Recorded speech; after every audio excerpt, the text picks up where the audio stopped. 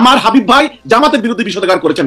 উনি বলেছেন ছাত্র শিবিরের কোনো অবদানই ছিল না। আমি হাবিব ভাইকে বলবো, আন্দোলন শুরুর প্রথম দিকে ঢাকা বিশ্ববিদ্যালয়ের ছাত্র শিবিরের সেক্রেটারিকে নাহিদ পরিচয় করে দিয়েছেন। অর্থাৎ ছাত্র আন্দোলনের পূর্বেই ঢাকা বিশ্ববিদ্যালয়ের ছাত্র শিবিরের সেক্রেটারি কে পরিচয় করে দিয়েছে বাকের। অর্থাৎ নাহিদদের সাথে শিবিরের সম্পর্ক ছিল শিবিরের পরিচয়। যারা পরিচয় গোপন করে সরকারের আওয়ামী লীগের শাসনে দুঃশাসনে অধিষ্ঠিত হয়ে ভয়ে পরিচয় গোপন করে তারা রাজনীতি করে পরে প্রকাশ করতেছে তারা শিবিরের প্রেসিডেন্ট, পরে প্রকাশ করতেছে তারা শিবিরের সেক্রেটারি। এটা কোনো রাজনীতি হলো? এটা আগে প্রকাশ করেছে। আমি আমার দল পরিবর্তন আমার নাম।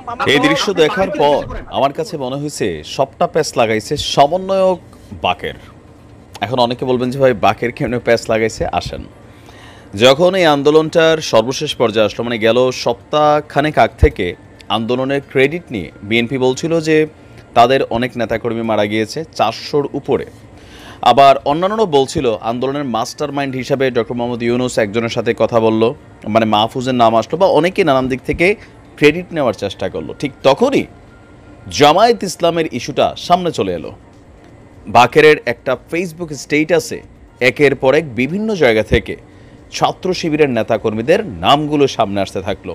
আর সেই নামগুলোকে কেন্দ্র করে এই যে প্রথমে আপনারা যে টকশোতে দুইজন নেতার বক্তব্য শুনেছেন, একজন হচ্ছেন জামায়াতের নেতা, আরেকজন হচ্ছে বিএনপির নেতা। আমি জানি না তারা কে কোন পদ পদবিতে আছেন, বাট দুজনই জামাতকে এবং কি বিএনপিকে রিপ্রেজেন্ট করেন বা ফেস দ্য পিপলের বিভিন্ন প্রোগ্রামে তারা কিন্তু উপস্থিত হতেন। এখন কোনটা নিয়ে লাগালাগি হয়ে গেল?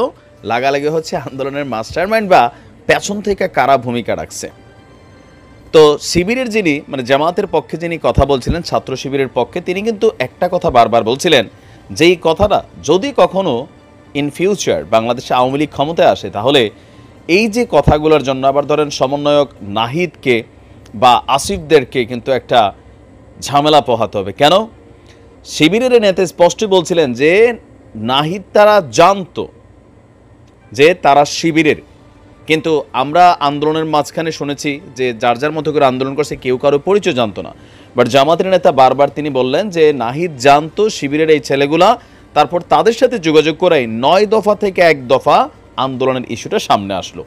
আবার বিএনপির যিনি আছেন তিনি আবার এটা নিয়ে একটু কটাক্ষ করে বক্তব্য করছেন। যদি লম্বা চূড়া টকশো ছিল, নিশ্চয় অনেকে দেখেছেন, অনেকে দেখেন নাই। কিন্তু প্রশ্ন হচ্ছে এই মুহূর্তে কেন এই ধরনের দলাদলি বা ক্রেডিট নেওয়ার যে কারাকারির হিসাবটা আসছে? একটি কারণ, সামনে নির্বাচন।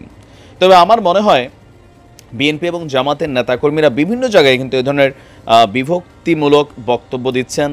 আবার অনেক জায়গায় সংঘর্ষ হচ্ছে। যেমন চট্টগ্রামের ঘটনাটা, অনেকে বলছেন তুই শিবিরের নামে বদনাম করস। ভাই নিউজ দেখেননি না? ওই যে অনেকটা আগে ছাত্রলীগের সাদ্দামের মতন মেন্টালিটি হয়ে গেছে। কারণ আগে কোনো ঘটনা ঘটে সাদ্দাম বলতো যে না না এরা ছাত্রলীগ না, অরিজিনালি ছাত্র শিবিরের হাতে ছাত্রদলের ছেলেরা মার খাইছে।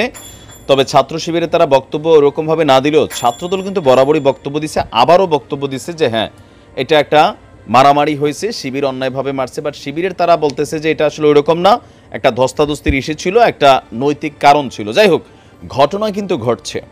এখন যেহেতু মাঠে ওইভাবে আওয়ামী লীগের উপস্থিতি নাই, নির্বাচনকে কেন্দ্র করে একদম দলীয় হাইকমান্ড থেকে শুরু করে বিএনপি এবং জামাতের মধ্যে একটা বিভাজন তৈরি হচ্ছে। এখন প্রশ্ন হচ্ছে দিন শেষে নির্বাচন পর্যন্ত এই বিভাজন আসলে কোন পর্যন্ত যায়? যেহেতু জামাত এখন ইসলামিক দলগুলোকে একত্রিত করছে, তো স্বাভাবিকভাবে বিএনপি অনেকটা একঘরে হয়ে যাচ্ছে। তারপরে বিএনপির কিন্তু একটা বড় ধরনের সাপোর্টিং শ্রেণী ছিল আনটিল 2016 পর্যন্ত আমরা দেখেছি, বা 14 পর্যন্ত।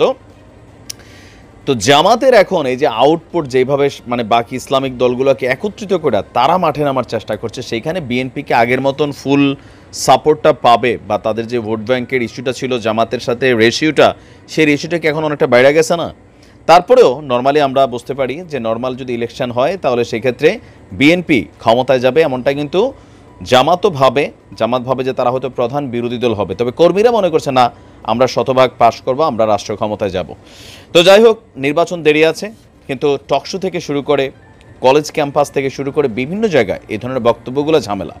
তবে যারা ছাত্র শিবিরের মূল ঢাবির যারা কেন্দ্রীয় লিডাররা আছেন, তারা কিন্তু বলছেন ভিন্ন কথা।